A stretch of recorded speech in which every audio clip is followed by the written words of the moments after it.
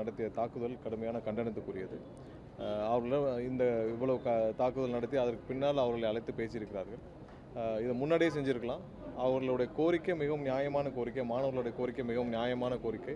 So அந்த கோரிக்கைகள் 3 கோரிக்கைகளையும் பரிசீலித்து விரைவாக நிறைவேற்றப்பட வேண்டும். ஏன்னா அது அவருடைய கோரிக்கை மட்டும் இல்லை, ஒட்டுமொத்த இந்தியாவில் பெரும்பாலான மக்களுடைய கோரிக்கையாக அவர்கள் சொல்லியிருக்கிறார்கள். அதை அவர்கள் கண்டிப்பாக ஒன்றிய அரசு நிறைவேற்ற வேண்டும். மாணவர்கள் மீது நடத்தப்பட்ட தாக்குதலுக்கு எங்களுடைய கண்டனத்தை தெரிவித்துள்ளோம். வேறு ஏதாவது கேள்வி? நம்ம வந்து நீட் தேர்வு விளக்குங்கிறது நமக்கு மிகப்பெரிய நம்ம கோரிக்கை ஒன்று.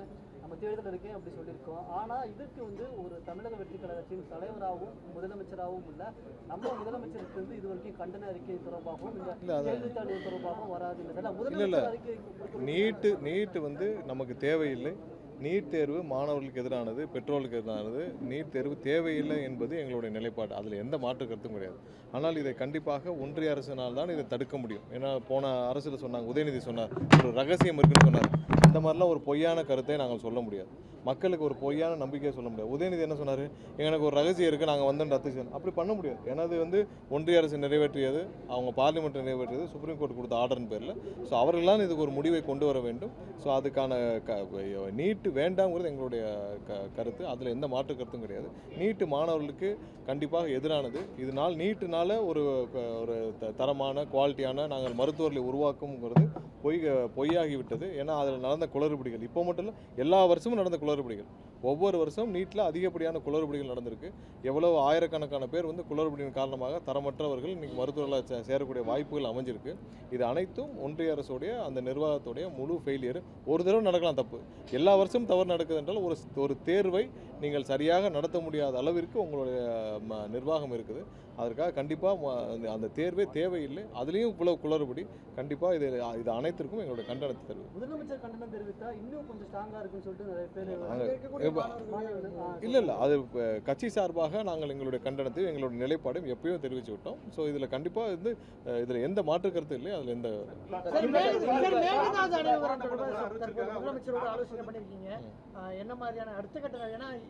இல்லை, இன்னைக்கு முதல் கட்டமாக அதில் சம்பந்தப்பட்ட அனைத்து வல்லுநர்கள், அதில் சம்பந்தப்பட்ட கிட்டத்தட்ட அதில் 15 வருடத்துக்கு மேலாக சட்ட போராட்டம் நடத்தி வரும் வழக்கறிஞர்கள் அனைவரிடமும் ஆலோசனை நடைபெற்றது. அதில் ஒரு சில ஆலோசனைகளின் பேரில் அடுத்தடுத்த கட்ட முடிவுகள் இன்னும் ஒரு சில வாரங்களில் எடுக்கப்படும். எடுத்துவிட்டு தேவையான அனைத்து நடவடிக்கைகளையும் முதலமைச்சர் வந்து உத்தரவிடுவார். ஸோ இன்றைக்கி முதல் கட்டமாக இது சம்பந்தப்பட்ட அனைத்து வல்லுநர்கள் மற்றும் வழக்கறிஞர்கள், இதில் 15 வருடத்துக்கு மேலே இந்த வழக்கில் போராட்டம் நடத்தி வரும் சட்ட போராட்டம் நடத்தி வரும் வழக்கறிஞர்கள் அனைவரிடமும் சேர்ந்து ஆலோசிக்கப்பட்டது. இன்னும் ஒரு வாரம் 10 நாளுக்குள்ள என்னென்ன நடவடிக்கை எடுக்க போகிறோன்றதை வெளியிடப்படும்.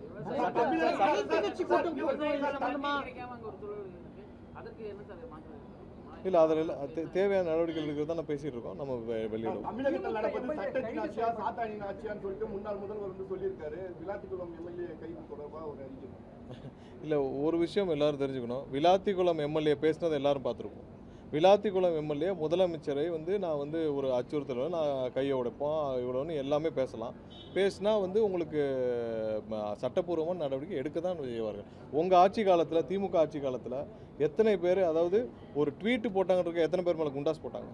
ஒரே ஒரு ட்வீட்டு முதல்வருக்கு எதிராக, அதுக்கு வந்து எத்தனை பேர் மேல் குண்டாஸ் போடப்பட்டது? ஒன்றும் இல்லை, ஒரு வயதான பாட்டி ஒருத்தவங்க வந்து முதல்வருக்கு எதிராக ஒரு வார்த்தை பேசினாங்கன்னு சொல்லிட்டு ஒரு 70 வயதுக்கு மேலே இருக்க ஒரு பாட்டியை பிடிக்கிறதுக்கு 5 தனிப்படைகளை அமைச்ச அரசு தானே முன்னாடி இருந்த திமுக திரு ஸ்டாலின் தலைமையிலான அரசு. ஸோ அதெல்லாம் இல்லை. இங்கே வந்து ஒருத்தர் மேடையில் போய் ஒரு சட்டமன்ற உறுப்பினர், ஒரு 3ஆம் தர நபர்லாம் பரவாயில்ல, ஒரு சட்டமன்ற உறுப்பினர் முதல்வரை பற்றி அவதூறாக நான் வந்து கொலை மிரட்டு விடுக்கும் அளவிற்கு பேசினால் அது கண்டிப்பாக சட்டம் ஒழுங்கு பிரச்சனை, சாதாரண பிரச்சனை இல்லை. ஒரு சட்டமன்ற உறுப்பினர் ஒரு 3ஆம் தர நபர் ரோட்டில் போகிறப்ப பேசிட்டு வரோன்னா நீங்கள் விட்டு போயிடலாம். பட் நீங்கள் ஒரு சட்டமன்ற உறுப்பினர் மைக்கை பிடிச்சி எல்லார் முன்னாடியும் பேசிகிட்டு இருந்தால் அது சட்டம் ஒழுங்கு பிரச்சனை. ஏன்னா அந்த இடத்துல வேறு கட்சி, இப்போ எங்கள் கட்சியினர் அப்போ பொதுமக்கள் போவாங்க. ஸோ அவர்கள் அதை கேட்கும் பட்சத்தில் நாங்கள் என்ன பேசுவாங்க? ஒரு பெரிய கைகலப்பு தானே உருவாகும். ஒரு சட்டமன்ற உறுப்பினர் மைக்கு போட்டு என்ன பேசணும் இருக்குல்ல, நீங்கள் என்ன வேணாலும் பேசணுன்றக்க சட்டப்படியான ஒரு கம்ப்ளைண்ட் கொடுக்கப்பட்டிருக்கு. அந்த கம்ப்ளைண்ட் பேரில் காவல்துறை அடுத்த கட்ட நடவடிக்கை போகிறாங்க. சட்டப்பூர்வமாக நடந்துருக்கு. இதில் எந்த விதிமுறையில் எதுவும் கிடையாது. முட்டாள் முதல்வர் சொல்லிட்டு கடந்த ஆட்சியில் சொன்னாங்க, அப்போ நாங்கள் அமைதியாக தான் இருந்தோம்னு சொல்லிட்டு. யாரும் கொலை மிரட்டல் விடுக்கவில்லை, சரியா? யாரும் வந்து கையை உடைப்போம், காலை உடைப்போம், எலும்பு உடைப்போம், நாங்கள் உள்ள வீடு பூந்து கையை உடைப்போம், இப்படிலாம் யாரும் பேசலை.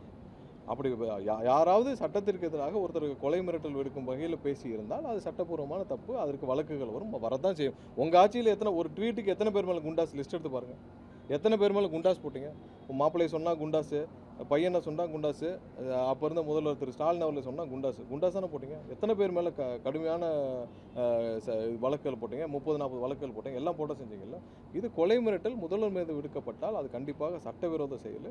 அதுவும் பொது வெளியில் நீங்கள் மைக்கு பிடிச்சி பேசுனீங்கன்னா கண்டிப்பாக சட்டப்பூர்வமான நடவடிக்கை எடுக்க தான் செய்யும். மழைக்கால கூட்டத்தொடரில் இன்னைக்கு மழைக்கால கூட்டத்தொடரில் அச்சுறுத்தல் இருப்பதா முன்னாள் அமைச்சர் கீதா ஜீவன் வந்து நார்மல் ப்ரொசீஜர். அவர் ரிமாண்ட் பண்ண கொண்டு போகிறாங்க. இது நார்மல் ப்ரொசீஜர் தானே. இதில் என்ன உயிருக்கு அச்சுறுத்தல் ஏற்படுறது? இவங்க எல்லாம் எப்படி ட்ராமா பண்ணுறாங்கன்னு ஒருத்தர் நான் முன்னாடியே பேசியிருக்கோம். கரூர்காரர் கட்டில் கடையில் போய் அழுதாருன்னு. இவங்கெல்லாம் இன்னைக்கு பாருங்கள், காரில் ஏறி மயக்க வருதுன்னு ஒருத்தர் அழுகிறாரு. நீங்கள் இப்படியே ட்ராமா பண்ணிட்டு இருந்தால் என்ன? போலீஸும் அவங்களுடைய ப்ரொசீஜரை செய்ய வேணாமா? அவர்கள் ஒரு விஷயத்தை ஒரு கம்ப்ளைண்ட் வருது, கம்ப்ளைண்ட் ஃபைல் பண்ணுறாங்க, ரிமாண்டுக்கு போகிறாங்க. இவங்க எல்லாம் இவ்வளோ ட்ராமா பண்ணிட்டு இருந்தால் என்ன பண்ண முடியும்? சபாநாயகர் அனுமதி வேணுமா சார்? இதுல அவங்க அனுமதி இருக்கான்னு கேட்குறாங்க. காவல்துறைக்கு தெரியும் எந்த விஷயத்தை ஒரு சட்டமன்ற உறுப்பினர் எப்படி கைது செய்யணும். அங்கே இருக்க எஸ்பிக்கு தெரியும், காவல்துறைக்கு தெரியும். இவர்கள் ஏதாவது டிலே பண்ணணும் இல்லை ஏதாவது பண்ணிட்டு இருப்பாங்க. அது காவல்துறை அவங்களுடைய அதிகாரத்துக்கு உட்பட்டு என்ன பண்ணுமோ அவங்க பண்ணிப்பாங்க. இன்னைக்கு அதிமுக 1550 பேருக்கு அதிமுக தலைமை கடிதம் கொடுக்கப்பட்டிருக்கு. அனைவரும் தாவேக்கால் நிலைக்குள்ள தகவல் சொல்லியிருக்காங்க. இது வரைக்கும் இல்லை என்னன்னா கட்சியிலேருந்து அங்கே இருக்கிற அடிப்படை உறுப்பினர்கள், அங்கே இருக்கிற வேற நிர்வாகிகள் விலகி வந்தால் கூட குதிரை பேரம்னா என்ன அர்த்தம்? சரி, ஒவ்வொரு கட்சியிலேருந்து பல ஆயிரக்கணக்கான விலகி சேர்றாங்க. அதை எப்படி நீங்கள் குதிரை பேரம்ன்றது யாரையாவது போய் நீங்கள் இப்போ எங்களோட எம்எல்ஏட்ட பேரம் பேசினாங்க பாருங்கள், 40 கோடி தர 50 கோடின்னு. பணமும் கைப்பற்றப்பட்டிருக்கு, பேசின நபர்களும் பிடிக்கப்பட்டிருக்கார்கள். அவங்க பேசின கான்வர்சேஷனும் ஆன் ரெக்கார்டு இருக்குது, அனைத்திற்கும் ஆதாரம் இருக்குது. நாங்கள் யாரிடமும் பேசியிருக்கோமா? யாரிடமும் எந்த உத்தரவாதம் எதுவும் கிடையாது. அவர்களாக விரும்பி அவர்கள் கட்சியில் தாக்கு பிடிக்க முடியாமல் விலகி வந்திருக்காங்க. இப்போ எங்கள் எம்எல்ஏட்டுக்கு பேசினாங்க பாருங்க, அதான் குதிரை பேரம். இன்னைக்கு அங்கேருந்து 1000 பேர் அவங்க நிர்வாகிகள் அவங்களோட தலைமை பிடிக்காமல் அவங்களோட தலைவர் முன்னாடியே அவங்க பொதுச்செயலர் முன்னாடியே நீங்கள் கட்சியை விட்டு வெளியே போங்கன்னு சொல்லி இன்னைக்கு அங்கே பேசிட்டு வர்றவங்களுக்கு பேர் எப்படி குதிரை பேரம்?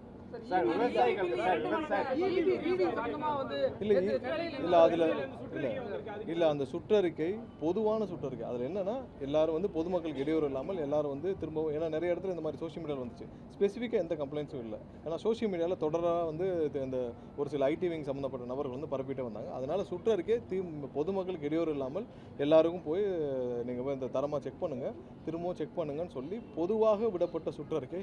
அதை மீண்டும் தவறாக பயன்படுத்தியிருக்காங்க. அது பொதுவாக பொதுமக்களுக்கு இடையூறு இல்லாமல் பொதுமக்களுக்கு தேவையான அனைத்து விஷயங்களையும் பாதுகாப்பாக செய்யணும்னு சொல்லி நம்ம அது பொதுவாக கொடுக்கப்பட்ட சுற்றறிக்கை. இல்லை இப்போ தாம்பரத்தில் ஒரு இடத்துல இல்லை, தாம்பரத்தில் ஒரு சில இடத்துல சொல்லியிருக்காங்க, அதை வேலிடேட் பண்ண அந்த தெருவில் ஃபுல்லாக எப்படி இருக்குன்னு திரும்ப அசஸ்மெண்ட்டை வேலிடேட் பண்ண சொல்லியிருக்கோம். ஒரு சில இடத்துல அந்த ரீடிங் இருக்கிறவங்க தவறு செய்திருக்காங்க என்னன்னு சொல்லி பார்க்கறதுக்கு வேலிடேட் பண்ணியிருக்கோம். அங்கேயும் தெளிவாக சொல்லியிருக்கோம், யாராவது அசஸ்மெண்ட் எடுக்கிறவங்க, ஏன்னா அசஸரில் நம்ம ஷார்ட்டேஜ் இருக்குது.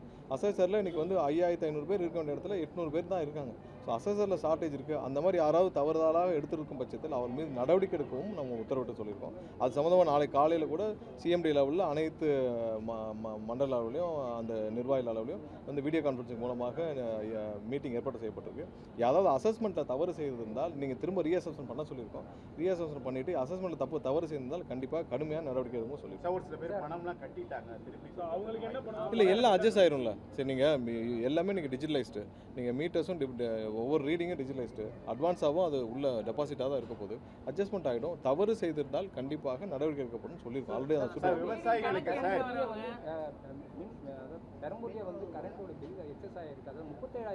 நான் இல்லை ஸ்பெசிஃபிக் கம்ப்ளைண்ட்ஸ் எல்லாத்தையும் நாங்கள் எடுத்து வேலிடேட் பண்ணிட்டு இருக்கோம். பட் 19 ஒரு சில பேர் போட்டிருக்காங்க. நாங்கள் போன வாரத்துலேருந்து 2 வாரமாக அதுக்கு நிறைய ரெஸ்பாண்ட் பண்ணியிருக்கோம். எங்கெல்லாம் இது வரைக்கும் தவறுகள் கண்டுபிடிக்கப்படவில்லை. நீங்கள் ஒரு 3 நாட்களாக இது சம்மந்தப்பட்ட விஷயங்கள் ரைஸ் பண்ணிகிட்டே போகிறாங்க. எல்லாமே ஸ்பெசிஃபிக்காக தான் நம்ம பார்த்துட்ருக்கோம். அங்கங்கே திரும்ப ரீஅசஸ்மெண்ட் பண்ண சொல்லி நம்ம எல்லா இடத்துலையும் ஃபாலோ பண்ணிட்டு தான் இருக்கோம். அது ஏதாவது இருந்தால் கண்டிப்பாக நடவடிக்கை. இல்லை இப்போ தான் கடந்த 3-4 நாட்களாக தான். ஏன்னா ஒரு 10 நாளுக்கு முன்னாடி ஒரு சில பேர் சோஷியல் மீடியாவில் ரெஸ்பாண்ட் பண்ணியிருந்தாங்க. அவங்களுக்கு ரீஅசஸ்மெண்ட் பண்ணி அந்த மாதிரி தவறு இல்லைன்னு சொல்லி நம்ம சோஷியல் மீடியாவில் ரெஸ்பாண்ட் பண்ணியிருந்தோம். ஸோ கடந்த 3 நாட்களில் இது சம்மந்தமாக அங்கங்கே புகார்கள் இல்லை ஒரு பரப்பப்படுதான்னு தெரியல. ஸோ அதனால் வர்ற புகார்களை வைத்து நம்ம வந்து ரீஅசஸ்மெண்ட் ஒரு சில இடங்களில் தான் இப்போ நான் சொல்கிற குறிப்பிட்டது ஒரு 7-8 இடங்களில் சொல்லியிருக்காங்க. அது ரீஅசஸ்மெண்ட் உத்தரவிட்டிருக்கோம். சார், இந்த மேகதாது விவகாரத்துல அனைத்து கட்சி கூட்டம்னு சொல்லிட்டு இல்லை கேட்டுட்டு இருக்காங்க. இதில் நிறைய நடவடிக்கைகள் எடுக்கிறதுக்கான ஆய்வுகள் இன்னைக்கு முதலமைச்சர் அனைவரையும் அழைத்து ஆலோசித்தார். கண்டிப்பாக 10 நாட்களுக்குள்ள அது என்னென்ன நடவடிக்கைகள் என்னென்ன மாதிரியான நடவடிக்கைகள் தமிழக அரசு முதல்வர் எடுப்பார் என்பதை முதல்வர் வந்து ஆலோசனை முடிந்த ஒரு 10 நாட்களுக்குள்ள முடிவில் எடுக்கப்பட்டு முதல்வர் வாயிலாக அறிவிக்கப்படும். நன்றி.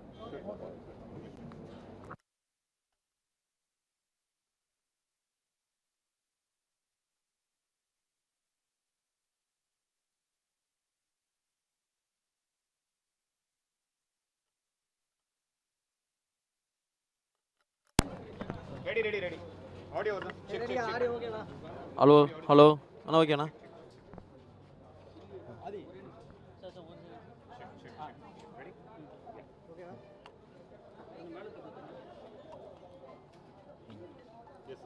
See, we know that like last few days students has been protesting in Delhi and today all the students has been severely attacked by the Delhi police and we strongly condemn the act of Delhi police on this on the attack on the students.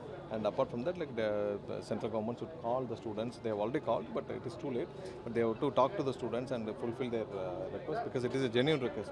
It is not only theirs, but it is a request of all over India, because whatever they have asked is a very genuine request, and definitely central government should fulfill the request and make the process inform the students and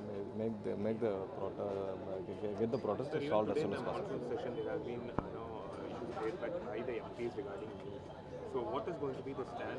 See, NEET, we have already informed our stand. We are as a party, we oppose NEET, and we are central government. They said NEET will bring bring good quality students. It does not serve the purpose, because last few years we have seen a lot of malpractice in the NEET examination, and apart from that, still, even though if someone passes NEET, and after that also, with all the lower marks, they will be able to join the management colleges with the payment whatever they were able to do. And definitely NEET exam did not serve the purpose, and it is an additional burden to the students and the parents. Definitely NEET is not necessary. For several years, decades of years, state like Tamil Nadu have been producing very good doctors who has been serving for the society for a lot of years. And I don't think NEET can, without NEET this has been done. And we also believe that NEET is not required for all the. What's going to be the status regarding of Tamil Nadu on Meghdadu? So today also a discussion was. CM called for a meeting with all the experts and the legal experts who has been involved in this for last 15 years. And definitely CM has done the review with all this, and within 1 or 2 weeks CM will come out with the solution on the next approach on this Meghdadu and Kaveri issue. One last question, sir. Vilatikulam MLA was arrested, and today we saw a statement by former CM who said there will be severe consequences. See, you all know what this MLA spoke in the meeting yesterday, and what he has given an open threatening to the death warning or threatening to Chief Minister. And a MLA should not speak such a things in the public. It will create unnecessary law and order issue. Definitely, as a course of legal action, based on the complaint, the police is doing their routine procedure, and as usual, DMK is creating a huge drama out of this. You know what is happening. As a MLA, whatever he has spoken is against the law. You know, in last 5 years, even for small tweet, DMK has imposed gundas for law, a lot of social media influencers and etc. But what the DMK MLA spoken yesterday was completely against. It was a death warning, death threat to the CM. No one will tolerate. Definitely, it is a course of regular police procedure. Thank you.